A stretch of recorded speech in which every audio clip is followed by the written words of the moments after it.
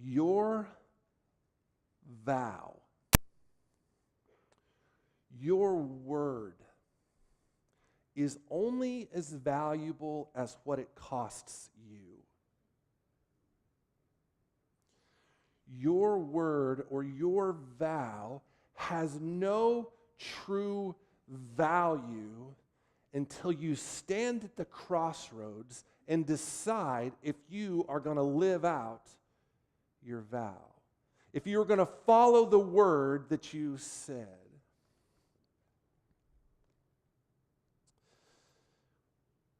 We all lie. We don't want to lie. We don't want to be liars. It's just something about us. I read some great stats this week. This is from a book written in the 90s. Two guys, James Patterson, Peter Kim, they wrote this book called Today's America, or The Day America Told the Truth. Listen to these stats. Of those surveyed, 91% said not only do they lie, but they lie regularly. 86% said they lie to their parents regularly. That one may be not quite as surprising to those of us who are parents. 75% said they lie to their friends. 69% said they lie to their spouses. And 50% said they regularly called in sick to work when they, in fact, were not sick. So what we see is we all have trouble with our words. We all have trouble saying one thing and doing something else.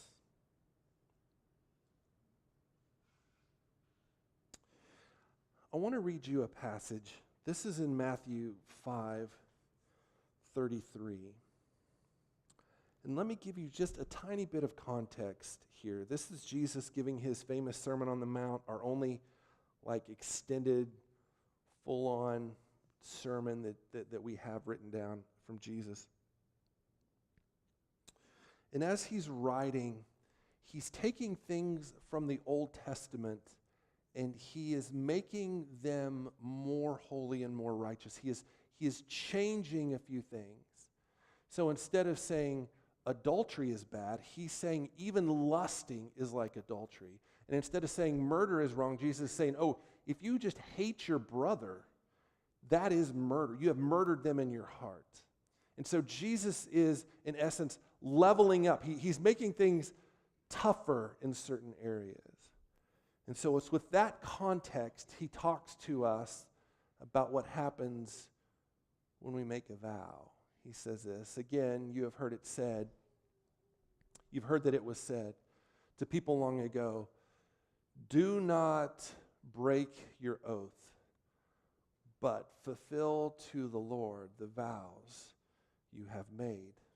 But I tell you, Jesus says, again, here comes, he's leveling us up. I tell you, don't even make an oath. Don't swear an oath at all, either by heaven, for it's God's throne, or by the earth, for it's his footstool, or by Jerusalem, for the city of the great king. And do not even swear by yourself, by your own head. You can't even make one hair whiter. You can do nothing. All you need to say is yes or no. Everything else comes from the evil one. Now, if you take that at face value, in fact, I even read some commentaries where they talk about, really what Jesus is saying here is just keep it simple, and may all your answers just be yes or no, and you don't have to go on and, get real verbose on it. Just keep it simple. I heard a funny illustration about a golfer. This is a true story. He was around in the mid-1900s. And his name was Tommy Bolt. I don't know. I'm not a golf guy, but maybe you've heard of him. He was more famous for his anger than he was for his golf game. And one day, he got a brand new caddy, and the caddy had this reputation of constantly talking. And so Tommy says, listen, man, today, don't say anything. If I ask you a question, yes or no, that's all I need from you. Do you understand? He said, yes, Mr. Bolt. And so they got a few holes in. It was in California. They were playing this golf course. Got a few holes in, had a kind of a bad tee shot, went off in the woods. They finally get to where the ball is, and he says, hand me the 5-iron. He said, no, Mr. Bolt. He said, no, this is a 5-iron shot. Give it to me. He's like, no, Mr. Bolt. Finally, supposedly a true story, he takes the 5-iron, hits a perfect shot, goes up right about 2 feet from the hole, lands perfect, everything was good. He says, see, I know what I'm doing. He said, all right, what do you got to say? Kid said, great shot, wrong ball. All right. So so at the surface, you kind of see this idea, just keep it as a yes or no, but I think it's a little deeper than that. Let me read another translation for you. Verse 37. Just say a simple, yes, I will, or no, I won't. Anything beyond this is from the evil one. I think this is what Jesus is leveling us up. This is what he's saying to us. Instead of saying, oh man, I promise, I cross my heart, hope to die, stick a needle in my eye that I'm going to do this thing, or I promise as God is my witness. He's saying, what if all our words carried that same sacredness? That when we said, yes, we are going to do something, we meant absolutely we're going to do it. And we are willing to carry out what we have said. I started by saying we are all liars. And I think this idea of not fulfilling our vows and not doing what we said we're going to do starts when we're kids. And I don't know if you were this way, but I remember after my parents' divorce, my mom and my sister and I lived in this tiny little house, and we were latchkey kids. Do they still use that term? You know what that means? We came home on our own. We were latchkey kids. And we'd get home about 3:30 off the bus, and we'd have about 2 hours before Mom got home, and we had to do our chores before she got there. My chore was always to clean the kitchen. And I remember I would sit down to play whatever games they had, or play cards, or whatever, read just something non-related to what I was supposed to be doing. And I started with this lie. You know, one more game, and then I'll go work in the kitchen. Right? We all say this. Just in modern day, it's like, oh, just one more show as we're binge watching a whole season of something. Just one more show, and then I'm going to go hang out with the kids, or one more show, and I'm finally going to go do that one thing that I've been putting off. And what happens is we're saying this in our head. We're making this vow. I'm just going to do this one thing, one more, and then I'm going. But it's never just one more. So I think even as a kid for me, and maybe this is true for you, I began to lie to myself. And what I found is there were no consequences for it. In fact, I was being rewarded for my deception.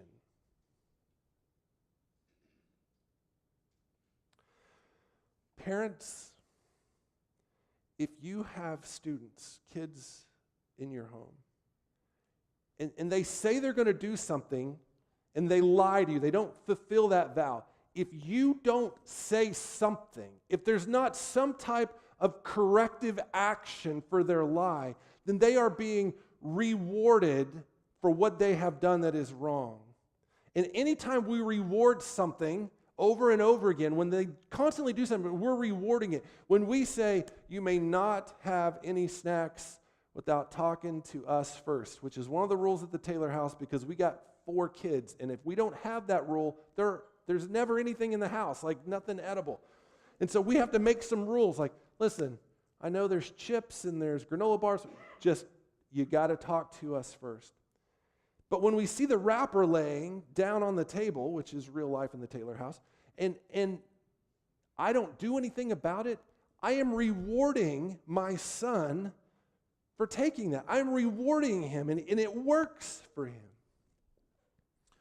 So early on in my journey, I learned how to lie to myself. I didn't realize I was doing it. It just, just what you do. And this continues. This continues in our life. It continues in the way that we spend time with others. We promise our kids that we'll take them to the store or take them out for ice cream or whatever it is.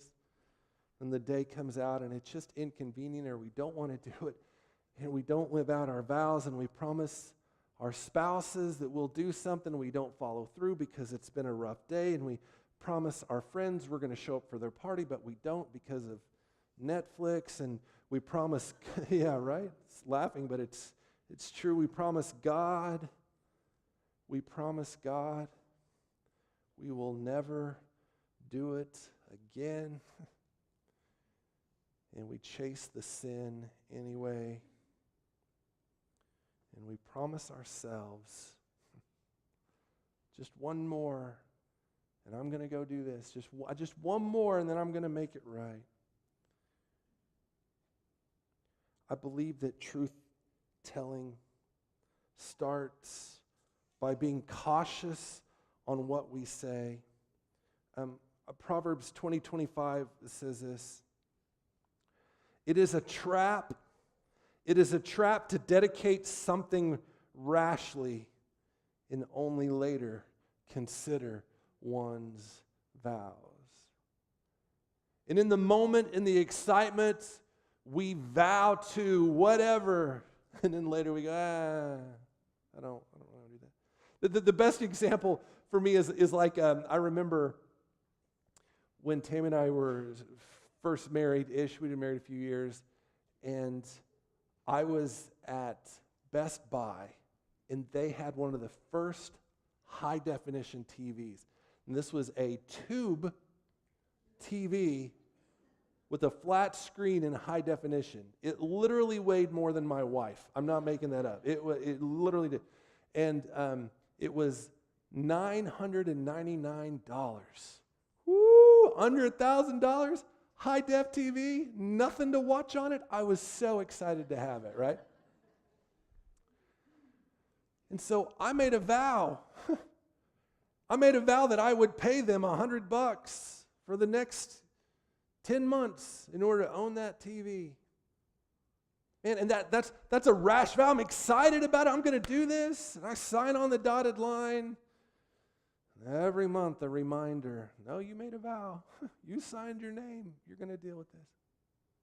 The Bible tells us that it's a trap to dedicate something rashly. And maybe, just maybe, our problem is not that we can't fulfill our vows. It's just we're too quick to overpromise and underdeliver. We're too quick to say, yeah, I'll be there. Yes, I'm coming.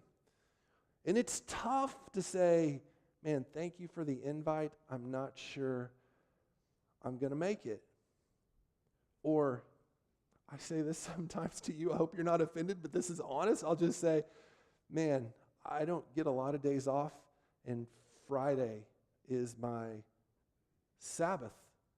Like, I only do what I want to do that day, whatever that is. I'll hang out with my kids. I'll read a book. I'll watch Netflix. I'll clean out the garage if I want to, not because I have to. Sometimes I go, I really want to clean out the garage. I get about 17 minutes in, and I go, I really don't want to do this. And so I stop because it's my Sabbath. I don't want to do it anymore. And so we have got to be willing to be cautious when we give a vow, when we give our word. Proverbs 12:22, the Lord hates liars, but is pleased with those who keep their word. Let me read one more verse, and I have one more little section, and then the band's going to come back up and share with us. This is out of Numbers 23. God is not a man that he should lie, nor a son of man that he should change his mind. Does he speak and then not act? Does he promise and not fulfill? If we're not careful, this mental culture of lying that we have in our own heads when we say we're going to do this, and we never do it. And then we treat our friends that way and our spouse that way and our kids that way, and we just treat everybody that way. And if we're not careful, that spills into our relationship with God. And we begin to question him We begin to question his promises. We begin to question his word. Because I live this way. My friends live this way. Maybe God lives this way too. Lastly, I want to talk about the vows that we have given our spouses.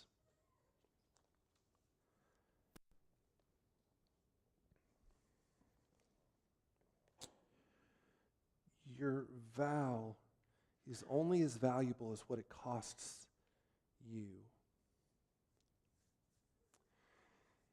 And we live in a world that is catered to me, is catered to you. I got to do a wedding the other day, and I shared a little bit of this with the bride and groom in front of everybody, that we live in a world where it is catered absolutely, like you turn on your TV and you go to Netflix and there it is, your account. And they have hand-selected via some robot. They've got this selection of movies that will take your time away from you. And it's just for you. And we go through the drive-through and you get your hamburger exactly how you want it, and it's made just for you, and it only costs you $2. It's an amazing America we live in, right? It's like, it's so convenient and so easy, and it's all made for you.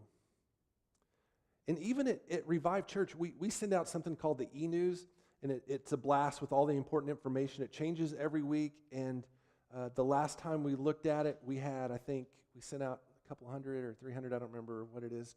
Joshua handles that for us. And it went out, and we had 15 people open it, 15 out of hundreds. We're like, okay, so maybe this isn't the best use of our time. And so we got to thinking, what can we do? And you know what the answer was? We have to cater the emails to you. So we got to send men's ministry emails to men and women's ministry emails to women, because we just live in a world where if it's not about me, I don't want to waste my time if it's not about me.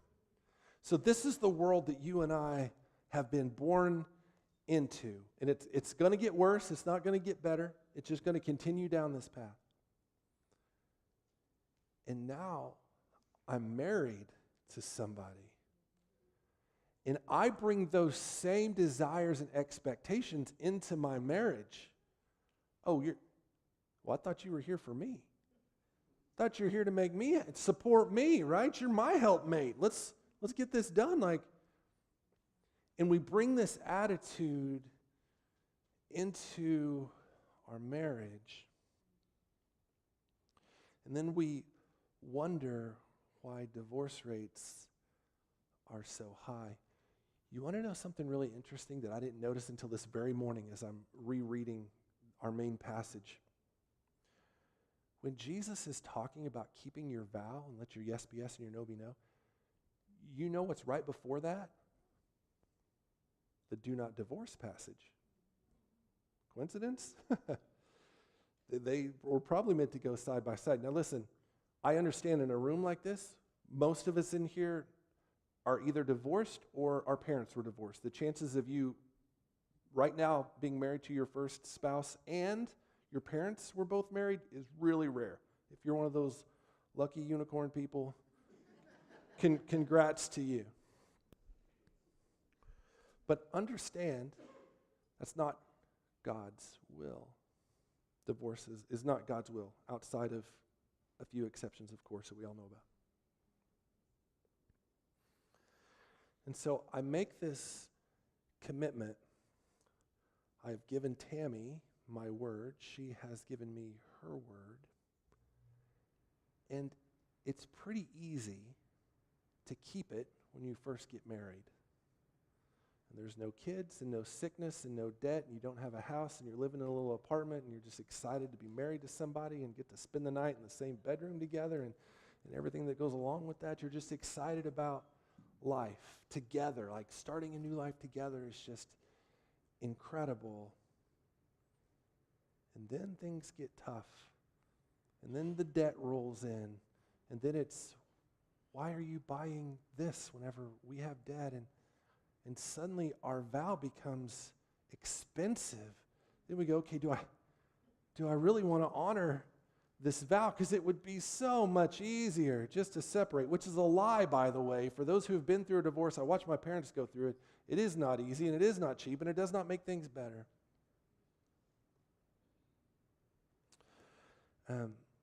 I mentioned earlier about Tammy's mom passing, and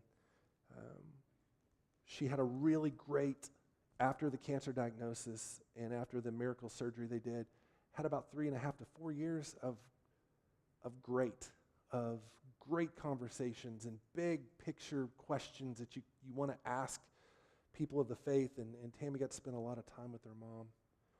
What was interesting for me was watching how Tammy's dad honored his wife as she lost all her weight, as she began to get in a little bit of pain, as she began to be a little more crabby.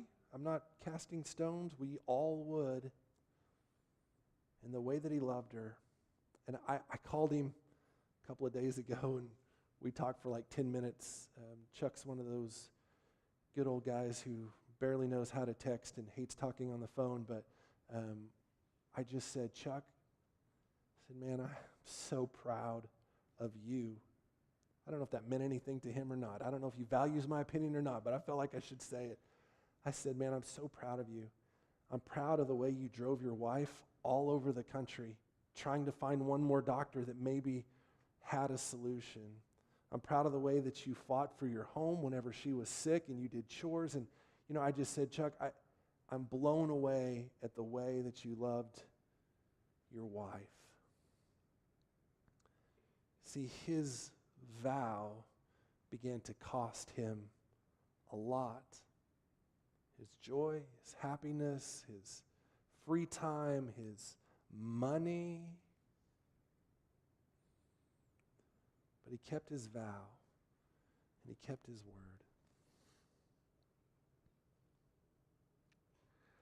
I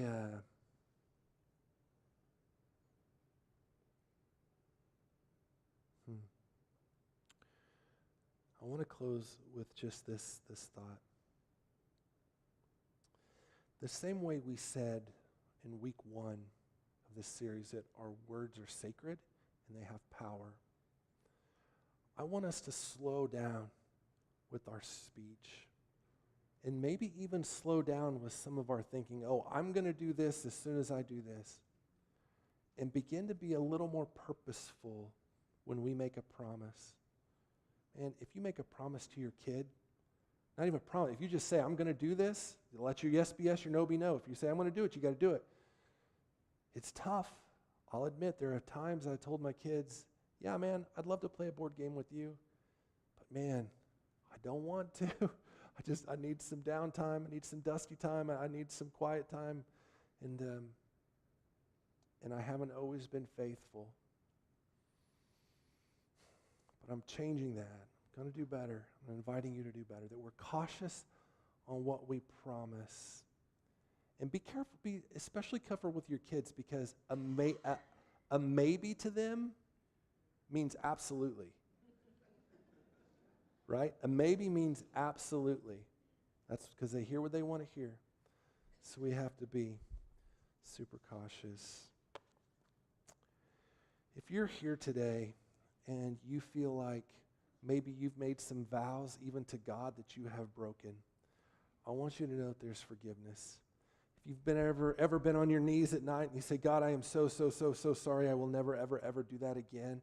And then the next weekend you're right back into it, or with that person, or whatever that addiction thing is, you deal with that. I want you to know that God delights in showing you mercy, and he will again have compassion on you. And if you just ask him for forgiveness, you can start all over.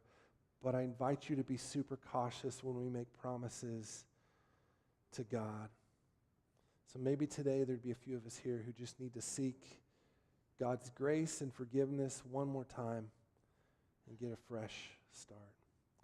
Let's do this. Can you stand right where you are? I would love to pray for you. The band's going to come up and lead us in a song. Also, if you're visiting with us, we have communion. It's in the back right and in between the two entrance doors.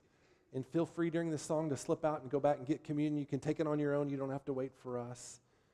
But feel free to grab communion.